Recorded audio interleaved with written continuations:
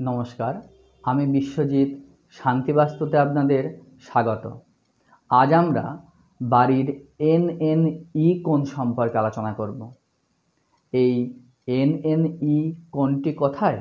না, কম্পাস ধরে ঠিক উত্তর দিক এবং ঈশান কোণ নির্ধারণ করুন। এই উত্তর দিক আর ঈশান কোণের ঠিক মাঝখানে NNE এই কোণটি আছে। এই কোণটি হলো হেলথ বা স্বাস্থ্যের কোণ বা ইমিউনিটির কোণ। এই কোণ বাস্তুগতভাবে সমস্যা হলে তাহলে হেলথ রিলেটেড সমস্যা খুব বেশি আপনার জীবনে দেখা দেবে। যখনই দেখবেন বাড়ির প্রত্যেকের মধ্যে কোনো না কোনো রোগ লেগেই আছে, একটা রোগ সারছে, আরেকটি রোগ এসে হাজির হচ্ছে। ওষুধ ছাড়া বাড়ির মানুষগুলো যেন চলতেই পারছে না।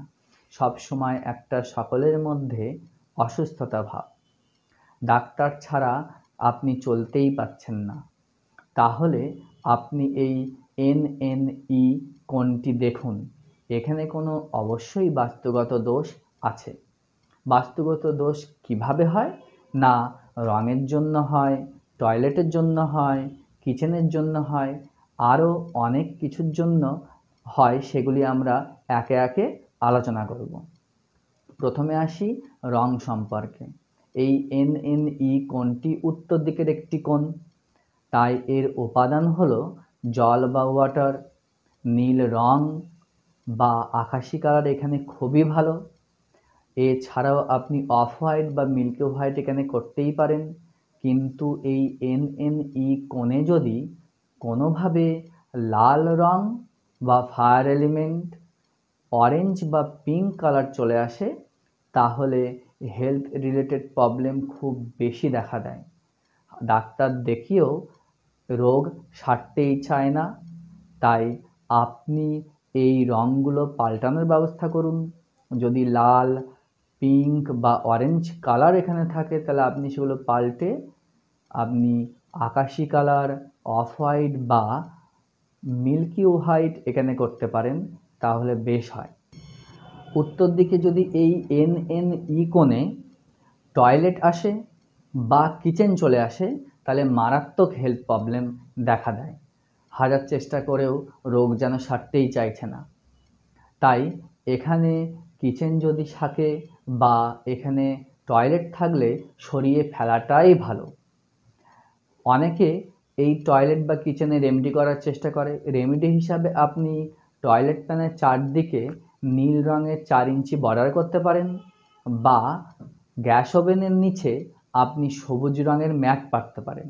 কিন্তু তবুও আমি বলবো, এই হেলথের কোণে টয়লেট বা কিচেন থাকলে তা সরিয়ে ফেলাই ভালো। কারণ হাজার রেমেডি করেও আমি দেখেছি খুব একটা কাজ এখানে হয় না। ঈশান কোণ আর এই হেলথের কোণে রেমেডি খুব একটা কাজ করে না টয়লেট আর কিচেনের ক্ষেত্রে। তাই সেটা সরিয়ে ফেলাই ভালো। যেহেতু এটি হেলথের কোণ বা ইমিউনিটির কোণ, তাই এখানে ডাইনিং প্লেস থাকা খুবই ভালো, বা ড্রয়িং রুম হওয়াও বেশ ভালো। তাই আপনারা এটা অবশ্যই করতে পারেন। অনেকে এই NNE কোণে বেডরুম করেন। মনে রাখতে হবে, এখানে যদি বেডরুম করা হয় তাহলে বেডরুমের অনেক অংশটাই ঈশান কোণের দিকেও যাবে।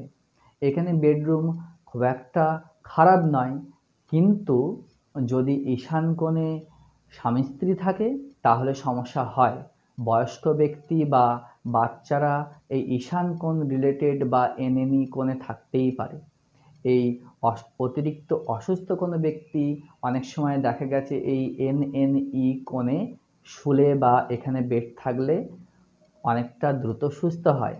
কিন্তু বিপরীতটাও দেখা গেছে, অনেক ক্ষেত্রে এই NNE কোণে শুলে এবং এখানে যদি কোনো রং বা বাস্তুগত দোষ থাকে, তাহলে শরীর অনেক বেশি অসুস্থ হয়ে পড়ে এখানে যদি বেড থাকে।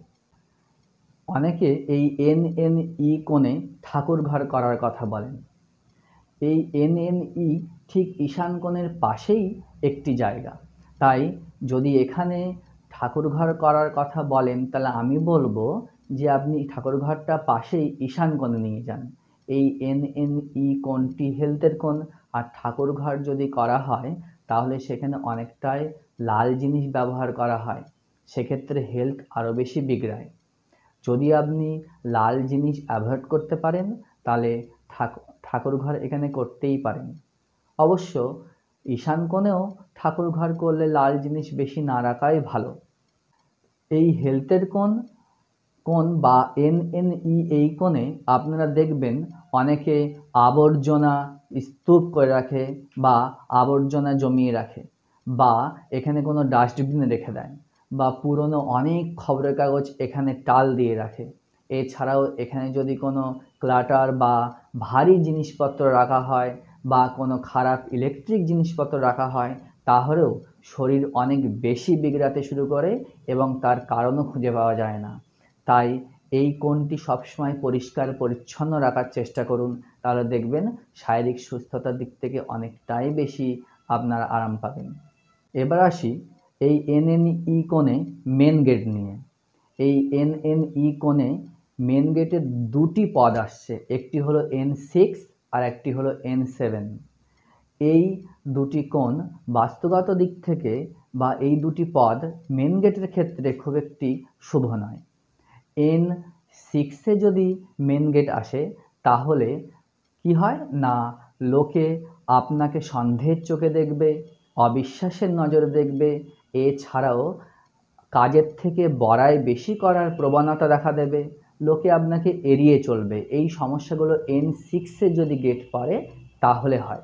এছাড়াও N7-এ যদি মেন গেট পড়ে তাহলে বাড়ির মেয়ে সন্তানগুলো কেমন যেন বিগড়াতে শুরু করে, অবাধ্য হয়, বড়দের কথা শুনতে চায় না। এছাড়াও বড়দের মতের বিরুদ্ধে গিয়ে বিবাহ করার প্রবণতা তাদের মধ্যে আসে। তাই এই কোণে গেট না করাই ভালো। এবারে আসি এই কোণে কিছু রেমেডি নিয়ে। এটি স্বাস্থ্যের কোণ, তাই ধন্বন্তরী দেবতার ফটো যদি এখানে লাগাতে পারেন, আগে কোণটি ব্যালেন্স করবেন, যেভাবে বললাম সেইভাবে ব্যালেন্স করবেন, তারপর দেওয়ালে সেখানে ধন্বন্তরীর ফটো লাগাতে পারেন বা কোনো টুল দিয়ে আসন দিয়ে তাতে ধন্বন্তরীর মূর্তি আপনি বসাতে পারেন। এছাড়াও এখানে আপনি ওষুধ, আপনারা প্রত্যেক বাড়িতে ওষুধ তো ব্যবহার করেনই, তাই যারা বেশি অসুস্থ তাদের ওষুধগুলো আপনি এখানে রাখার চেষ্টা করুন, দেখবেন ওষুধ অনেকটাই কমে যাবে। এছাড়াও এখানে ওষুধ রাখলে কি হয়, ঘুমালেও ওষুধ বডির মধ্যে কাজ করতে শুরু করে, তাই এখানে ওষুধ রাখা অবশ্যই ভালো। আপনি এখানে দেওয়ালে মেঝে থেকে 4-5 ফুট দূরে আপনি একটি পিতলের স্বস্তিক বা অ্যালুমিনিয়ামের স্বস্তিক বা কাগজের স্বস্তিক লাগাতে পারেন, দেখবেন অনেকটাই ভালো হবে। এছাড়াও আপনি এখানে কোনো পুষ্টিকর খাবার বা হেলথ ড্রিঙ্ক এখানে রাখতে পারেন, বা এখানে আপনি কাঁচের গ্লাসে করে লেবু চিনি শরবত রাখতে পারেন, কিছুদিন পর পর পাল্টে দিতে পারেন, দেখবেন এগুলি কি করে, দেহের ইমিউনিটি পাওয়ার বাড়ায়। সেহেতু এই ইমিউনিটি বা হেলথের কোণে এই হেলথ ড্রিঙ্ক বা শরবত রাখলে শরীর অনেকটাই সুস্থ হতে শুরু করে, শারীরিক স্ট্রেংথ পাওয়া যায়। এছাড়াও এই কোণে একটি জিনিস খুব ভালো কাজ করে, যেটা আমরাও দেখেছি, সেটি হলো এই যে এইটা দেখতে পাচ্ছেন, এই চিতা, এই চিতার কোনো একটি মডেল আপনি এখানে টুল বা কোনো জায়গা করে একটি আসন দিয়ে তার উপরে বসান, দেখবেন শারীরিক স্ট্রেংথ পাবে, যে কোনো রোগ বা শরীর খারাপ হলে দ্রুত সুস্থ হওয়ার মতন শারীরিক ক্ষমতা আপনি পাবেন। তাই আপনি এগুলো করে দেখুন, অনেকটাই উপকার পাবেন। এই সংক্রান্ত বা এই কোণ সংক্রান্ত কোনো রকম জিজ্ঞাসা থাকলে, প্রশ্ন থাকলে আপনারা কমেন্টে প্রশ্ন করুন, আমরা বাস্তু অনুযায়ী তার সমাধান দেওয়ার চেষ্টা করব। নমস্কার, ভালো থাকবেন।